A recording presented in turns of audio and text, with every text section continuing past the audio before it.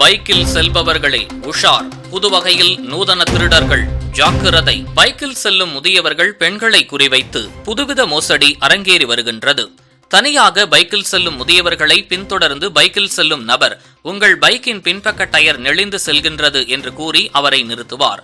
பின்னர் அவரே சரிபார்ப்பது போல பைக்கை நிறுத்திவிட்டு சென்று டயரை தட்டி பார்ப்பது போன்று பார்த்துவிட்டு கொஞ்சமாக சரி செய்ய வேண்டும் என கூறுவார். பின்பு லீக் ஆகிறது என்பார்.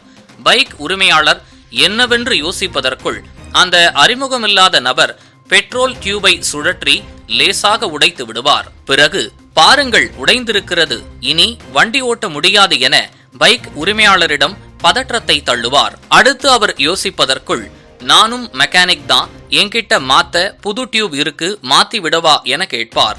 பதில் வருவதற்குள் பெட்ரோல் டியூபை மாற்றிவிட்டு 250 முதல் 400 ரூபாய் வரை பில் என வாங்கி சென்று விடுகிறார். பொதுவாக புறநகர் பகுதியில்தான் இது போன்று அடிக்கடி நடைபெறுகிறது.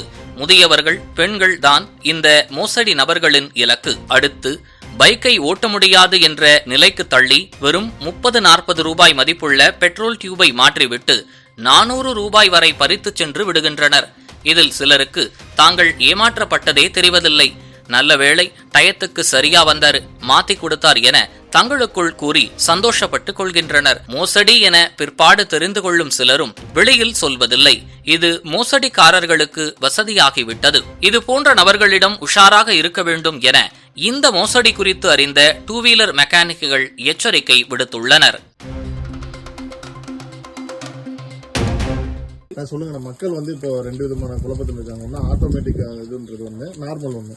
இது ரெண்டுல எதுனால இதை யூஸ் பண்ணலாம், என்ன பெஸ்ட்? இப்போ நம்மளுக்கு சுற்றி இடம் இருக்கு அப்படின்றாக்கா, ஓவர்ஃப்ளோ ஆச்சுனாக்கா நம்ம பக்கத்து வீட்டில் யாருக்கும் அவங்க டிஸ்டர்ப் இல்லாமல் இருந்தனாக்கா நம்ம மேனுவலாக ஆஃப் பண்ணிக்கலாம், செஞ்சுக்கலாம், எல்லாம் பண்ணிக்கலாம். இல்லை மற்ற வீட்டுக்கு நம்ம இந்த ஓவர்ஃப்ளோ ஆகி டிஸ்டர்ப் ஆச்சுனாக்கா அவங்க நம்ம கேள்வி கேட்பாங்க. அப்போ அந்த டைம்ல நம்ம ஓவர்ஃப்ளோ ஆகாம கரெக்டாக நம்ம ஒரு லெவல் இந்த இடத்துல செட் பண்ணிட்டோம்னாக்கா இந்த ஓவர்ஃப்ளோ ஆகிறது அங்கேயே அந்த ஃப்ளோட் செட் பண்ணிக்கும். இன்னொரு பிரச்சனை என்னன்னாக்கா, இப்போ நைட்ல நம்மளுக்கு ஷார்ட் நம்ம மேல இருக்கிறோம், கீழே ஷார்ட் இருக்குது. நம்மளால நைட் டைம்ல அந்த டைம்ல தண்ணி காலி ஆச்சுனாக்கா நம்ம போயிட்டு போறதுக்கு கொஞ்சம் கஷ்டம்னாக்கா ஏதாவது இருக்கலாம், செய்யலாம். அந்த மாதிரி டைம்ல இது ஆட்டோமேட்டிக்கா ஃபுல்லா இது ஆட்டோமேட்டிக்கா சென்சாரே மோட்டர் ஆன் ஆயிட்டு ஆட்டோமேட்டிக்கா ஃபுல் ஆகி அதுவே கட் ஆயிடும். இதுதான் இந்த ஆட்டோமேட்டிக்கோட இது. சிக்கல்னு பாத்தீங்கன்னா என்ன வரும்? சிக்கல் பாத்தீங்கன்னாக்கா நம்மளுக்கு இந்த அடிக்கடி வருது இந்த சின்ன போர்டு லாஸ், இந்த சின்னதா ஒரு ஃபால்ட் வரும், அவ்வளவுதான். மற்றபடி இந்த சென்சாரை பத்தி அந்த அளவுக்கு நார்மல் ஆட்டோமேட்டிக் ஆட்டோ நார்மல் எந்த வகையில பெஸ்டா இருக்குன்னு நினைக்கிறீங்க? சொல்றீங்க நார்மல் இது இருக்கும்ல, ஆட்டோமேட்டிக் இல்லாம. ஆமா, அது டெக்னிக்கல் ஃபால்ட் இதோட கம்மியா வருங்களா? ஆமா, அதுல டெக்னிக்கல் ஃபால்ட் அந்த அளவுக்கு வரதுக்கு வாய்ப்பே கிடையாது. இதுல இதுல சின்ன ஃபால்ட் தான் வரும், ரொம்பலாம் இல்ல, மைல்டா சின்ன ஃபால்ட் தான் வரும். அந்த ஃப்ளோட், இந்த உள்ளுகிற ஃப்ளோட் கரெக்டா நம்ம உட்கார வைக்கலாம். இப்ப அந்த மோட்டர் இப்ப சொன்ன பாத்தீங்களா, மோட்டர் போடும்போது ஒரு பால் கரெக்டா இந்த இடத்துல செட் பண்ணிப்போம். இதுல இருந்து ஒரு முக்காடி இல்ல பாதியில செட் பண்ணி வைப்போம். அது தண்ணி கரெக்டா அந்த பட நேரத்துல ஒண்ணு மேல வந்துடும், இல்லைன்னா கீழே. அந்த டைம்ல நம்ம என்னடா சென்சார் ஒர்க் ஆகலையா பார்ப்போம். அந்த டைம்ல இது மட்டும் கொஞ்சம் அட்ஜஸ்ட் பண்ற மாதிரி இருக்கும், அவ்வளவுதான். கரண்ட் பில் சொல்றாங்க, இது ஆட்டோமேட்டிக் யூஸ் பண்ணோம்னா கரண்ட் அதிகமா வரும், நார்மல்ல கரண்ட் கம்மியா வரும் அப்படின்னு சொல்றாங்க. இது வோல்டேஜ் கரெக்டா இப்போ ஒரு டைம்ல ஃபிளக்சுவேஷன் ஏறும் இறங்கும். இது ஸ்டாண்டர்டா ஒரு கரெக்டா 200 வோல்ட் இல்ல 210 வோல்ட் வர மாதிரி இதை செட் பண்ணி வச்சுக்கலாம். அது ஒரு அட்வான்டேஜ் இதுல.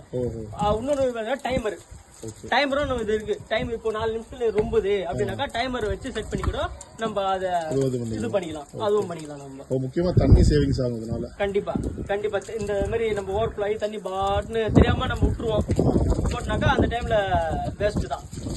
மினிமம் கேரண்டி கேட்டா நீங்க ரெண்டுல எது கொடுப்பீங்க, எது பெஸ்ட்னு சொல்லுவீங்க? காமனான பீப்புளுக்கு இதுக்கு பெஸ்ட்னு சொல்லுவீங்க? நார்மல் தான் எனக்கு தெரிஞ்சது பெஸ்ட். நார்மல் தான். அஜாக்கிரதையா இருக்கிறவங்களுக்கு இது ஆமா, தண்ணி மிச்சம் பண்ணணும் அப்படின்ற பட்சத்துல நம்ம இதை வழி இல்லாம இருக்கவங்க இதை யூஸ் பண்ணிக்கலாம். ஏன்னா அக்கம் பக்கம் நம்ம டிஸ்டர்ப் இல்லாம இருக்கணும். அப்புறம் எங்க தண்ணி எனக்கு சிந்துது அப்ப சண்டை வரும், அதெல்லாம். அந்த ஷார்ட்டர் எது மாதிரி பார்த்து வாங்கணும்? அது பல வேரியன்ட் இருக்கு, 1000 ரூபாய்க்கு இருக்கு, 1500 இருக்கு, 4000 ரூபாய்க்கு இருக்கு, ஒரு பிராண்டை பொறுத்து இருக்கு. எது பெஸ்டா இருக்குன்னு நினைக்கிறீங்க? அது அவங்கவுங்க சஜஷன் பொறுத்து இருக்குது, அவங்கவுங்க விருப்பம். இப்போ ஒருத்தர்கிட்ட காசு இருக்கும், ஒருத்தர்கிட்ட காசு இருக்காது. அவங்க காசு இருக்கிறவங்க அதை வச்சு இந்த மாதிரி நல்ல பெனலா வச்சு நம்ம யூஸ் பண்றது. ஷார்ட்டோட வரும், சில இதுல டிஜிட்டல் மீட்டர் இருக்கு, சில இதுல நார்மல் இருக்கு. இதெல்லாம் ரெண்டுக்கு எது பெஸ்டா இருக்கும்? டிஜிட்டலா டிஜிட்டல் தான். எதனால அதுதா இருக்கும்? நம்மளுக்கு ஃபுல்லா நிறைய வெரைட்டி இருக்குது. அதெல்லாம் சொல்ல பாத்தீங்களா, நம்ம டைமர் செட் பண்ணிக்கலாம். அதுல வந்து கரண்ட் வந்து பிளக்சுவேஷன் கரண்ட் கண்ட்ரோல் பண்ணிக்கலாம். இவ்வளவுதான் நம்ம பிளக்சுவேஷன் வரணும்னாக்கா லோ வோல்டேஜ்ல ஒர்க் ஆகாம கரெக்டா நம்ம பிளக்சுவேஷன் வர மாதிரி அது ஒரு டைம் பாத்தீங்கன்னா 100 150 அது மாதிரி 200 பிளக்சுவேஷன் ஏறும் இறங்கும் செய்யறதுனால அது வந்து மோட்டர் வந்து அடி வாங்கும். இது வந்து பிளக்சுவேஷன் ஈவனா கொஞ்சம் கண்ட்ரோல் பண்ணும். இது நல்லா. இப்போ இந்த லோ வோல்டேஜ்லாம் அதிகமா வருது இல்ல, இந்த டயத்துல எது மாதிரி யூஸ் பண்ணணும்னு நினைக்கிறீங்க? எப்படி யூஸ் பண்ணலாம்? மோஸ்ட்லி பாத்தீங்கன்னா சப் மோட்டர் வரைக்கும் 180 வோல்ட்டுக்கு மேல இருந்தாதான் இது ஒர்க் ஆகுமே. இல்லனாக்கா உங்களுக்கு அந்த அளவுக்கு நைட்டுக்கு வந்து ஒர்க் வரும். சும்மா லைட்டா தான் ஊத்தும், ரொம்பலாம் ஊத்தும், லைட்டா தான் ஊத்தும். மேக்ஸிமம் லோ வோல்டேஜ்ல தவிர்த்துறது நல்லது. தவிர்த்தது நல்லது. ஏன்னா மோட்டருக்கும் நல்லது, நம்ம ஸ்டார்டருக்கும் சீக்கிரமா வீக் ஆகாது. மோட்டர் காட்டிலும் ஷார்ட் வீக் லோடு டெம்பரேச்சர்ல போயிருக்கு. கம்பல்சரி அடி ஆகும். இப்போ நீங்க பூஸ்ட் பண்ண அது பூஸ்ட் பண்ணி கொடுக்குது இல்ல, அதுனா கெப்பாசிட்டி வீக் ஆகும். இருக்கிறத விட அதிகமாக இல்ல. சோ லோ வோல்டேஜ்ல இந்த மாதிரி இதை தவிர்த்துட்டு வோல்டேஜ் கரெக்டா இருக்கப்போ மெயின்டைன் பண்றது நம்மளுக்கு நல்லது.